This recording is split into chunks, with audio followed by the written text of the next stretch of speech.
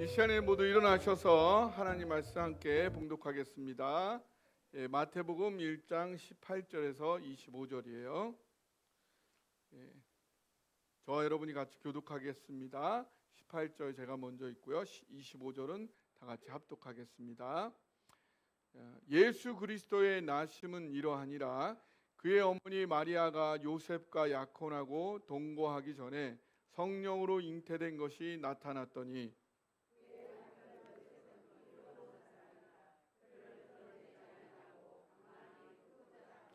이 일을 생각할 때 주의 사자가 현명하여 이르되 다윗의 자손 요셉아 내 아내 마리아 데려오기를 무서워하지 말라.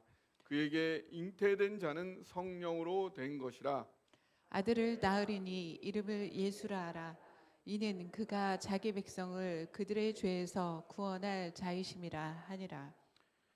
이 모든 일이 된 것은 주께서 선지자로 하신 말씀을 이루려 하심이니 이르시되 보라, 처녀가 잉태하여 아들을 낳을 것이요 그의 이름은 임마누엘이라 하리라 하였으니 이를 번역한즉 하나님이 우리와 함께 계시다 함이라.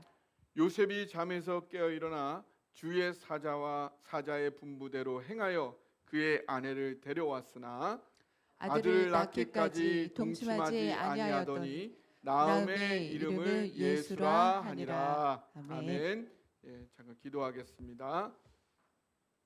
좋으신 하나님, 너무나 선하고 인자가 많으시고 은혜가 풍성하신 하나님, 오늘 그 주님의 이 땅에 오심으로 인하여 우리 모두가 이렇게 기뻐하고 즐거워할 수 있으니 얼마나 하나님께 큰 영광입니까?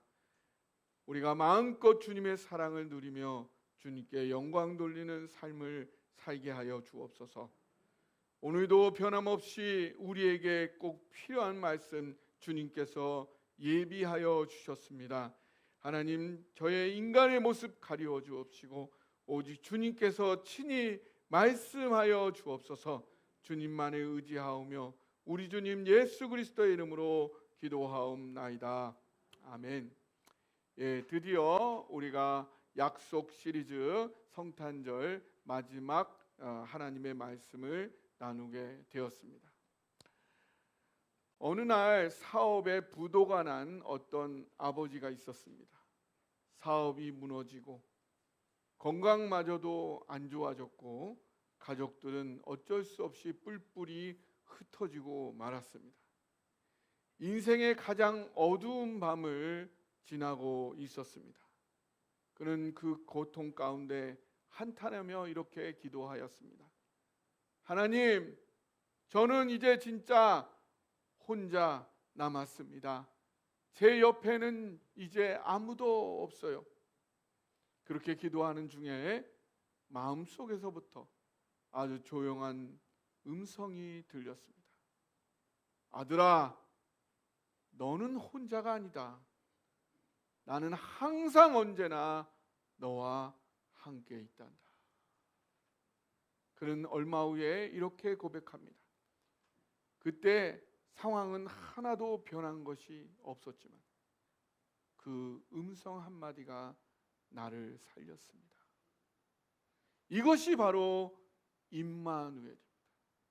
하나님은 아무도 없는 것 같은 너무나 외롭고 힘들고 괴로운 그 현실에서도 항상 나를 떠나지 않으시고 나를 품고 언제나 나와 함께 하십니다. 성탄은 바로 이 선언입니다. 따라해 보세요. 사랑의 하나님이 우리와 함께 계신다. 그것이 성탄의 의미입니다. 비록 우리가 죄가 많고 허물이 많고 부족하고 비천할지 모르지만 하나님은 그 어떤 것도 주저하지 않으시고 오늘도 함께 하시는 줄 믿으시기 바랍니다. 주님이 함께 하시기 때문에 나는 의인인 것이고요, 나는 고귀한 것이고요, 나의 모든 낮은 것들이 오히려 변하여 영광이 되는 줄 믿으시기 바랍니다. 90세의 나이로 2022년 소천하신 고 이어령 박사는 70 중반까지는 평생 동안 무신론자로 살았습니다. 하나님 없다, 신이 어디 있냐, 이렇게 주장하며 살았던 석학이었습니다.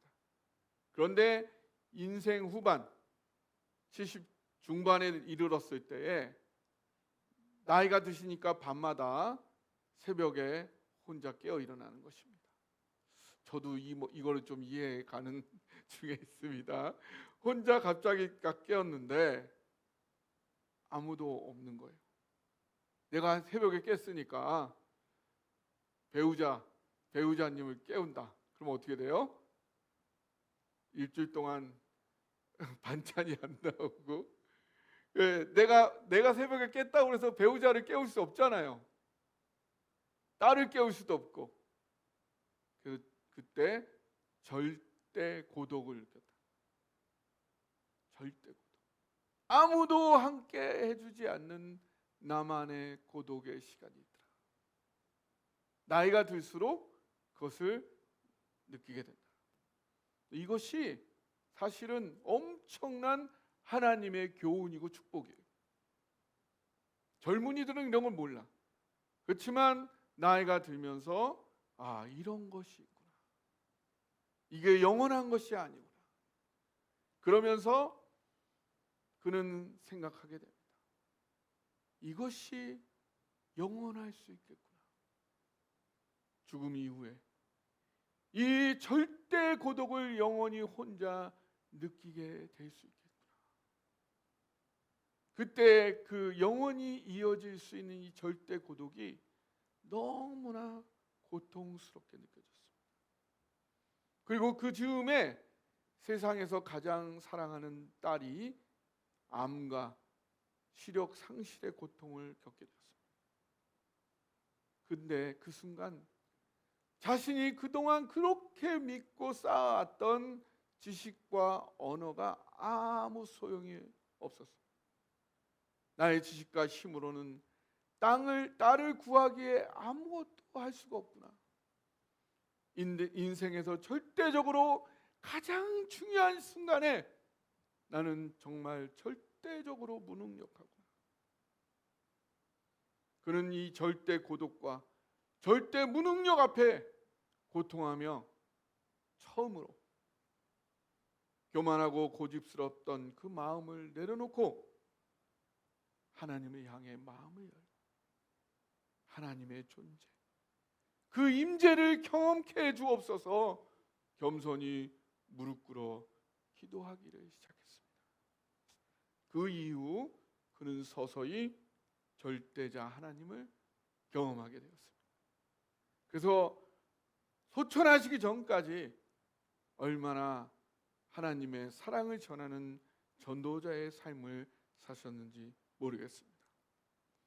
절대 고독, 절대 무능력의 그 한복판에서 이어령 박사는 임마누엘의 하나님을 만났던 것입니다.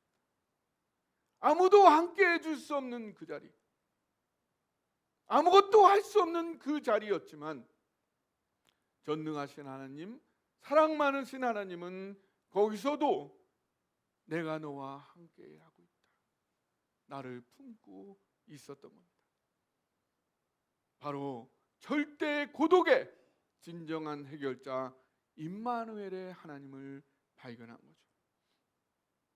성도 여러분, 요즘 절대 고독, 절대 무능력을 느끼고 계시지는 않은가요?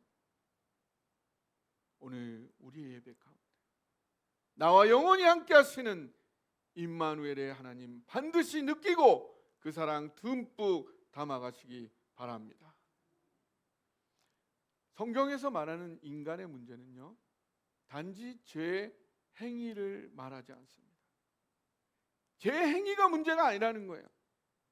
그보다는 그러한 죄된 삶을 살게 된 그 원인이 무엇이냐를 물어봅니다. 우리가 피할 수 없는 인간의 이 죄된 삶, 죄를 지을 수밖에 없는 이 불완전한 나의 삶, 그 원인이 무엇일까요? 우리는 잘못 오해합니다. 인간이 죄를 지음으로 말미암아 하나님과 멀어졌다고. 아닙니다. 죄를 지어서 멀어진 게 아니에요. 그 반대입니다. 바로 하나님과 멀어짐으로 죄를 지게 된 것입니다. 임마누엘 뜻이 뭐냐면 임마누란 뜻은 함께한다, 우리와 함께한다 이런 뜻이에요. 엘은 하나님이란 뜻이에요. 임마누엘에서 우리와 함께하시는 하나님. 어떤 상황에도 진정으로 나를 떠나지 않는 분이 있더라. 어머니가 자궁 속에 생명을 잉태하여 품듯이 생명을 다 바쳐 나를 품어 사랑하고 계시는 그 하나님이 계신데, 그 하나님 외에는 나를 절대 고독에서 구원해 줄, 함께 해줄 그 존재가 없는데 그 하나님과 소통하지 않아. 그래서 그 사랑을 누리지 못해. 그때 인간은 절대 고독, 절대 무능력에 고통하게 돼. 그러니까 정상이 아니라 비정상이 되어버려. 모든 것이 다 뒤틀어져 버려요. 그러니까 옳지 않은 생각, 바르지 아니한 욕구들이 끊임없이 내 안에서 솟구쳐 오게 되고, 그래서 결국은 죄를 짓고 멸망에 이르게 된다. 이것이 지금 현재 인류의 가장 큰 문제예요. 그럼 이 문제를 해결하기 위해서 다시 임마누엘의 그 하나님을 느끼고 누리게 하기 위해서 하나님은 어떻게 하셨나? 기꺼이 인간의 죄되고 무능력하고 비천한 자리에 찾아오신. 너가 아무리 죄가 있더라도, 네가 아무리 비천하더라도 나는 그 자리에 가기를 마다하지. 이거를 보여주기 위해서 하나밖에 없는 하나님의 아들 예수님을 무기력한 그 핏덩이 갓난아기로 그 안으로 보내신 것입니다. 예, 한번 22절 23절 읽어보겠습니다. 22절 23절 22절부터 읽어볼까요? 시작. 이 모든 일이 된 것은 주께서 선지자로 하신 말씀을 이루려 하심이니 이르시되 보라, 처녀가 잉태하여 아들을 낳을 것이요 그의 이름은 하리라 하셨으니 이를 번역한즉 하나님이 우리와 함께 계시다 함이라. 아멘.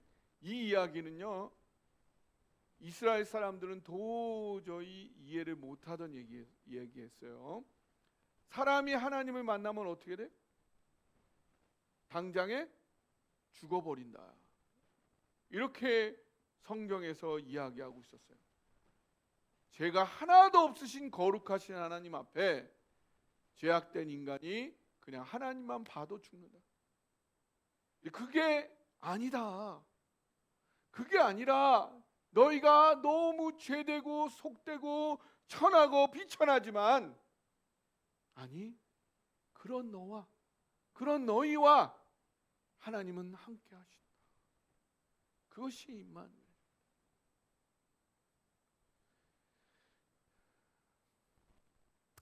그런데 예수님이 이 땅에 그렇게 오시기까지 참 많은 사람들이 기다려 몇백 년, 몇천 년을 기다리고 헌신하고 희생했어요. 오늘도 이 하나님의 놀란 인류 구원의 약속이 성취되기 위하여 그것을 위해 자신의 모든 것을 헌신한 한 사람이, 그 사람, 오늘 우리가 초점 맞추기 원하는 사람은 마리아의 남편 요셉. 따라해 보세요. 마리아의 남편 요셉. 예, 요셉을 살펴보고자 합니다. 18절 19절을 같이 한번 읽어볼까요? 시작. 예수 그리스도의 나심은 이러하니라. 그의 어머니 마리아가 요셉과 약혼하고 동거하기 전에 성령으로 잉태된 것이 나타났더니 그의 남편 요셉은 의로운 사람이라 그를 뚫어내지 아니하고 가만히 끊고자 하여. 여러분, 마리아의 임신 소식을 들은 그 요셉의 심정은 어땠을까요? 예?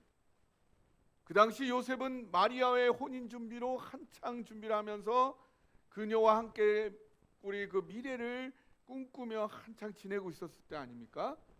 그런데 갑자기 청천벽력과 같은 소문이 들렸습니다. 마리아가 아이를 가졌대. 아마 요셉은 그 말이 믿기지도 않았을 것입니다. 마리아가 임신을 했다고? 그것도 13살에 어리고 너무나 순수해 보이는 그녀가 숨이 턱 막히고 손이 떨리고 마음이 무너져 내렸을 것입니다. 그는 평소 신앙이 깊은 마리아를 누구보다 신뢰했고 그녀의 순결과 그 진실함에 대해서는 의심할 여지도 없었습니다.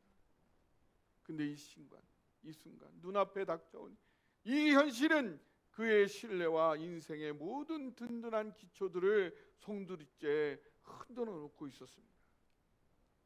요셉은 매일 밤 잠을 이루지 못해 마음속에 수많은 생각이 지나가 버립니다. 그렇게 순진해 보이던 마리아, 그 마리아가 나를 배신하였네. 그녀가 어떻게 이럴 수 있는가? 나는 이제 어떻게 하면 좋을까? 율법은 뭐라고 얘기하고 있을까요? 약혼한 여인이 임신한 것이 드러나면 공개적으로 고발을 할 수 있었습니다. 그러므로 이 죄악에 요셉은 관여하지 않았음을 자기 스스로 드러낼 수가 있었습니다. 그러므로 자신의 명예를 지킬 수 있었습니다. 그것은 요셉의 마땅한 권리와도 같은 율법이었습니다. 그렇게 되면 마리아는 돌을 맞아 죽어야 하는 거죠. 요셉은 어떻게 했죠? 그렇게 하지 않았습니다. 그것을 드러내지 않고 조용히 약혼 관계를 정리하려 하였습니다. 왜 그랬을까요? 여기서 아주 의미심장한 단어가 하나 등장합니다. 성경은 이렇게 드러내지 않고 조용히 마리아와의 약혼 관계를 정리하려고 하는 이 요셉을 향하여 의롭다라고 말하고 있습니다. 어떻게 요셉의 이 행동을 디카이오스, 의롭다라고 할 수 있을까요? 다른 거 모르겠는데 왜 의롭다라는 말을 여기서 했다. 여러분, 의롭다는 거, 그거는요 하나의 결점도 없다는 것입니다. 여러분, 여기 제가 물을 마시는데요, 여기 물에다가 한 오줌 아주 조금을 딱 떨어뜨렸어요. 드시겠어요? 아주 조금 넣었는데 그래도 안 드셔? 예. 아무리 적은 거라도 들어가면 이거는 오염수예요. 바로 의란 그런 것입니다. 내가 100년을 의롭게 살았다 하더라도 한순간을 잘못하면 의롭지가 않은 거예요. 하나의 결점도 없는 것이 성경이 말하는 의로움이고 의인인 것입니다. 근데 그런 의로운 사람 이 세상에 있을까요? 없어요? 정말 없어요? 없네요. 없다. 그런 사람이 없다. 그렇다면, 그런 의인이 하나도 없다면 인간이 할 수 있는 그 다음에 최선의 의로움은 무엇일까요? 자신의 결점. 나도 의인이 아니야. 저 사람도 의인이 아니야. 여기서의 최선의 의로움은 나의 결점과 타인의 결점을 공평하게 대하는 것입니다. 자신의 결점은 인정하지 않고 타인의 결점만을 정죄하고 공격한다면 이것이야말로 최악의 의롭지 않음인 거죠. 그래서 누가복음 6장 41절 42절은 이렇게 말하고 있습니다. 같이 읽어볼까요? 시작. 형제의 눈 속에 있는 티는 보고 내 눈 속에 있는 들보는 깨닫지 못하느냐? 너는 내 눈 속에 있는 들보를 보지 못하면서 어찌하여 형제에게 말하기를 형제여 나로 내 눈 속에 있는 티를 빼게 하라 할 수 있느냐? 외식하는 자여 먼저 내 눈 속에서 들보를 빼라. 그 후에야 내가 밝히 보고 형제의 눈 속에 있는 티를 빼리라. 예, 근데 여기 또 재밌어요. 자, 티는 요만한 거, 요만한 거. 들보는 대들보. 내 눈에는 뭐가 있다고? 대들보가 있어. 그거는 보지 않고 놔두고 형제 눈에 있는 티 요만한 거 가지고 막 공격을 해요. 이게 무슨 말일까요? 이게 제가 이걸 묵상을 해보니까 그렇더라고요. 제가 지금까지 살아오면서 제가 경험하고 제가 깨달은 가장 큰 문제는 다 내 안에 있더라고요. 여러분 공감하세요? 네, 문제가 많죠. 네, 내가 아무리 많이 봤어도 다른 사람에게서 본 것보다 내가 내 안에서 본 게 더 커. 대들보처럼 커. 그거에 비하면 내가 발견한 다른 사람의 그 결점은 티에 불과하더라. 내가 발견한 거는. 근데 그거를 가지고 우리가 다른 사람을 공격할 수 있겠느냐? 요한복음 8장에서도 보면요, 누구를 데려왔어요? 가늠한 여인 데려왔어요. 사람들이 막 정죄하고 있는 거예요. 그러니까 예수님 뭐라 그랬어요? 죄 없는 자가 먼저 돌로 치라. 누가 돌로 쳤어요? 그래서 누구 쳤어요? 그래서 어떻게 했어요? 다 한 사람도 남지 않고 다 도망가 버렸네. 이렇게 보자면 이 요셉은 의로운 거죠. 너무나 쓰리고 아픈 그 순간에도 요셉은 이 부분을 알고 있었던 거죠. 그런 이 요셉은 불완전한 인간 중에서는 최고로 공평하고 의로우며 자신의 분노의 감정을 다스려서 그거를 실천할 수 있는 그런 성숙한 사람이었습니다. 또한 예수님께서 가늠한 여인과 그를 정죄하던 그 모든 죄인들을 불쌍히 바라봤던 그 하나님의 사랑의 눈길로 자신의 마음을 갈갈이 찢어놓는 마리아를 바라볼 줄 아는 그런 사람이었습니다.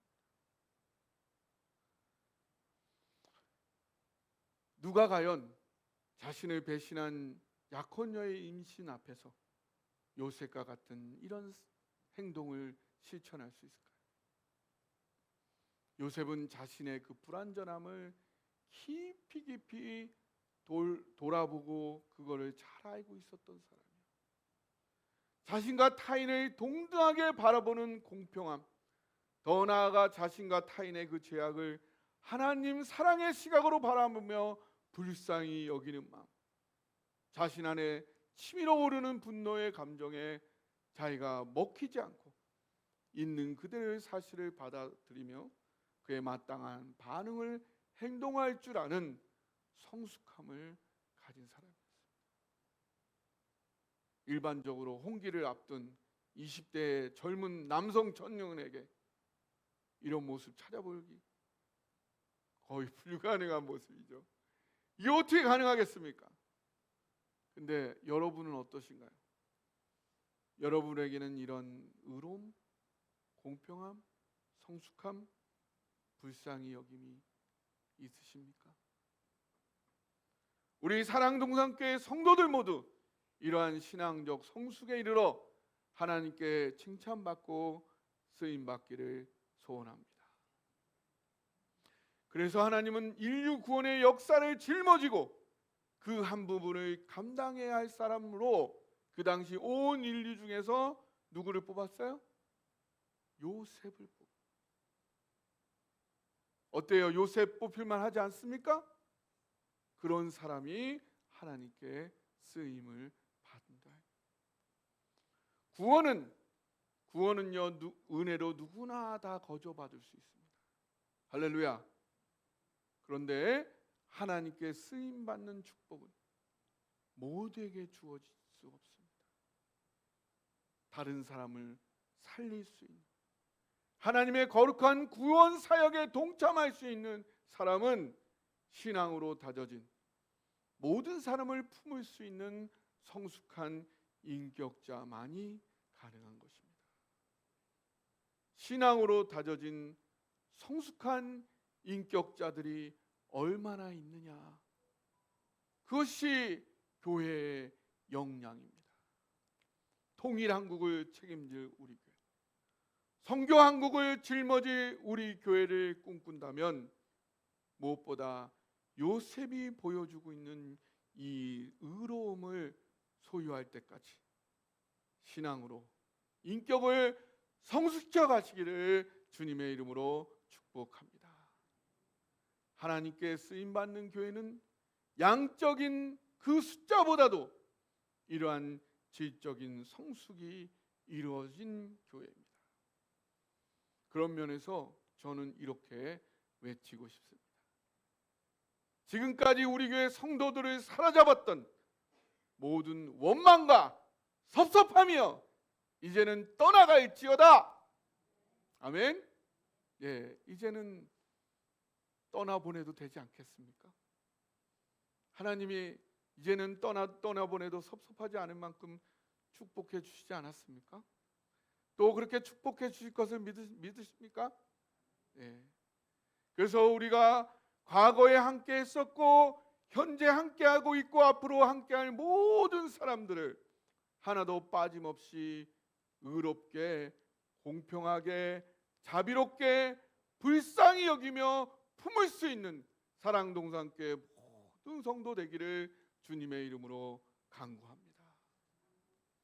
여러분 자손 대대로 하나님의 축복으로 번창하는 위대한 명품 믿음의 가문 이루기를 원하십니까? 그렇다면 하나님께서 인류를 구원하고 세상을 구원함에 있어서 여러분이 그 축복의 통로가 되시기 바랍니다.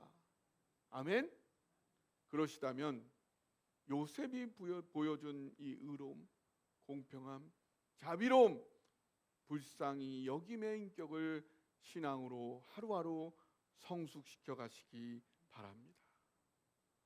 하나님께서 주시는 계속적으로 넘쳐나는 축복은 여러분의 신앙 성숙, 그를 통한 인격 성숙에 달려 있습니다. 예, 요한복음 15장 이렇게 말하고 있습니다. 같이 읽어볼까요? 시작. 나는 포도나무요 너희는 가지라. 그가 내 안에 내가 그 안에 거하면 사람이 열매를 많이 맺나니 나를 떠나서는 너희가 아무것도 할 수 없습니다. 사람이 내 안에 거하지 아니하면 가지처럼 밖에 벌어져 마르나니 사람들이 그것을 모아다가 불에 던져 사르느니라. 너희가 내 안에 거하고 내 말이 너희 안에 거하면 무엇이든지 원하는 대로 구하라. 그리하면 이루리라. 아멘. 어떤 사람이 하나님의 쓰임을 받겠습니까? 어떤 사람이 하나님의 사랑을 흘려보내는 통로가 될 수 있겠습니까? 오늘 요셉 같은 사람, 그렇게 요셉의 모습을 닮아가는 저와 여러분 되시기를 주님의 이름으로 축복합니다. 우리는 지금까지 약속에서 성취까지라는 성탄의 구속사를 5회에 걸쳐서 상고하고 있습니다. 첫 번째 우리는 마태복음 1장 1절에서 17절을 살펴보며 이 인류 구원의 약속은 바로 아브라함과 맺은 그 언약에서부터 오랜 역사 동안 이어져 왔음을 확인하였습니다. 그리고 누가복음 1장 26절 38절에서는 이 약속이 이루어지기 위해서 기꺼이 모든 질시와 모든 위험을 감수하는 순종하는 자 마리아가 있었음을, 그를 부르셨음을 우리가 확인했습니다. 이어서 누가복음 1장 39, 45절에서는 마리아는 자기가 받은 이 예측하지 못했고 이해할 수 없고 너무나 위험스럽기까지 한 이 하나님의 약속을 믿는 신앙으로 같이 바라볼 줄 아는 사람을 필요로 했습니다. 그래서 엘리사벳을 찾아갔고 그 공동체 안에서 그 믿음이 굳건하게 서는 것을 느낄 수 있었고, 이어서 마리아는 그 관점에서 그 상황은 너무나 어렵고 힘들고 위험하지만 걱정으로 마음을 채우는 것이 아니라 그 신 하나님으로 마음을 채우며 찬양하는 것을 볼 수가 있었습니다. 오늘 그 약속의 성취는 임마누엘로 완성이 되어지는 것입니다. 그런데 이때 요셉은 어떤 경험들을 하게 되는지 우리 20절 21절 한번 보겠습니다. 시작. 이 일을 생각할 때 주의 사자가 현몽하여 이르되 다윗의 자손 요셉아 내 아내 마리아 데려오기를 무서워하지 말라.